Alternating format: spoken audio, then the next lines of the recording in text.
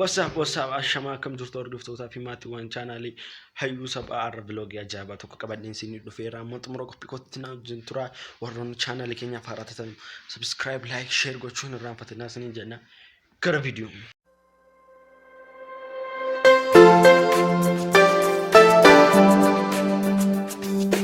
Argaarsan girgiddaan irra jechuudha. Girgiddaa kana laa jalqaba fokkisaa akkamii ture amma kanatti gaashinee jirra. Kana caalaa bareechanii akka adeemsiisuutti ni deemna. Amma xumura qophii keenyaatti nu hordofaa. Chaanaal keenya Oromoo haaraa taatan immoo subscribe gochuun dagatinaa. Ishii gara viidiyoo amma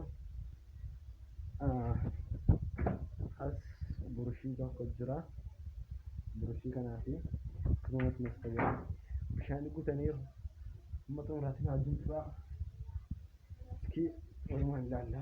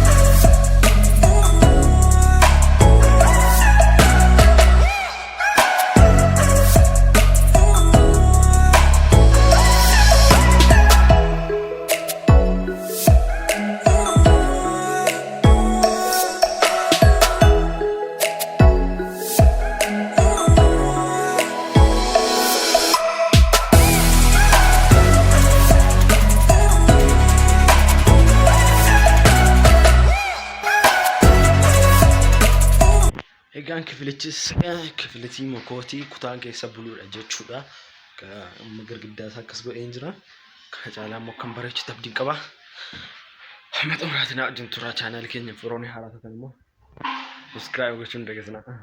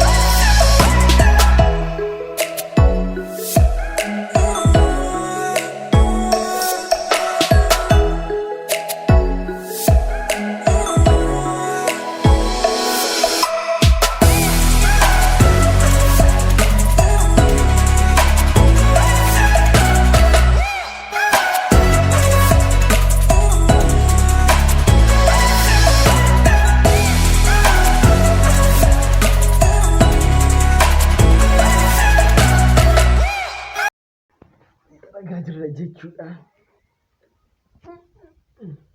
Orang ini kan lanjut. Itu dah.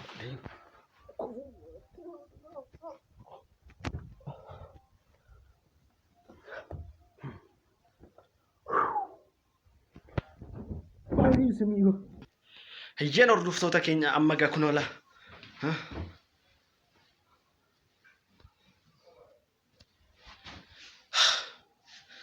Miidhee fixeen jira jechuudha. Baga koraa wadhiiga kan taraa dhufee miicumoo dhufee miica jechuudha. Egaan kutaa jalqabaa fi kutaa lammaffaatti dabarree jirra jechuudha. Kunoo kutaa lammaffaa immoo kana fakkaata. Xumura qophii keenyaatti nu wajjin tura. Ibsumii ga'u.